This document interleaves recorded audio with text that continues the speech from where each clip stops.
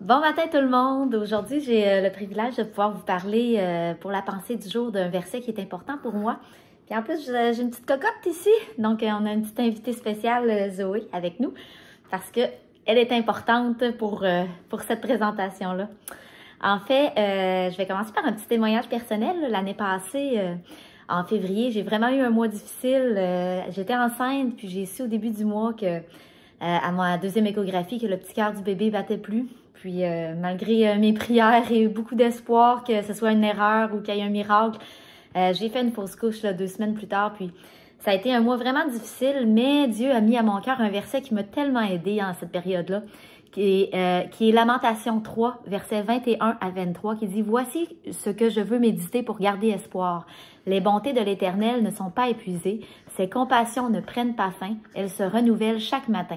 Que ta fidélité est grande. » Et chaque jour, je pouvais méditer ce verset, dire « Les bontés de l'Éternel ne sont pas épuisées. Oui, je vis une situation difficile, mais je sais que ces bontés ne sont pas épuisées. Je sais que demain, la situation peut déjà changer complètement. Et malgré le fait que le mois n'était pas facile, j'ai eu plein de moments où j'ai quand même pu me réjouir, où Dieu m'a donné sa joie, où j'ai vécu des bénédictions.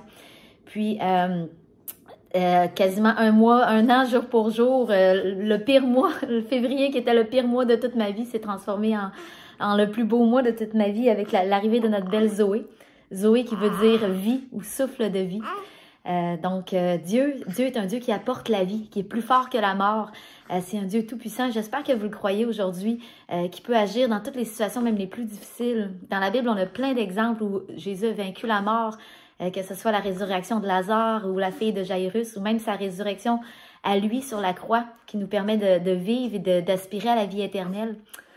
Mais qu'est-ce qu'on fait dans l'attente? Qu'est-ce qu'on fait quand on vit une situation plus difficile? Eh bien, il y a 3 choses, moi, qui m'ont toujours aidée. Prier sans cesse, continuer d'intercéder pour les choses qui sont importantes. Méditer des versets, les promesses de la Bible, Jérémie 29, 11.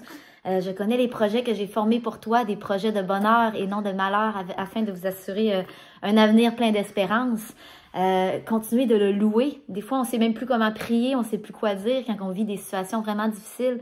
Mais continuer de louer l'Éternel, de chanter ses louanges. Et puis, malgré tout, il peut mettre la joie dans notre cœur. Il peut mettre un baume sur ce que l'on vit. Puis, en terminant, j'aimerais ça vous encourager vraiment, si vous vivez, que ce soit une journée difficile, un mois difficile, une année difficile, sachez que Dieu peut changer toute situation, que ça vaut la peine de mettre espoir en lui, de méditer jour et nuit. Les bontés de l'Éternel ne sont pas épuisées. Ne sont pas épuisées. À chaque matin, elles se renouvellent. À chaque matin, ça peut être différent. La journée suivante, l'année suivante, le mois suivant peut être différent. Et peut-être que vous ne vivez pas de situation difficile en ce moment. Peut-être que c'est plus votre vie spirituelle qui est morte, que vous avez perdu un peu de votre feu, de votre zèle. Je vous encourage à vous en remettre complètement à Dieu. Un simple souffle de Dieu sur des ossements peut permettre de leur permettre de reprendre vie. Je souhaite que le souffle de Dieu rapporte la vie dans votre vie spirituelle, qui puisse changer vos circonstances.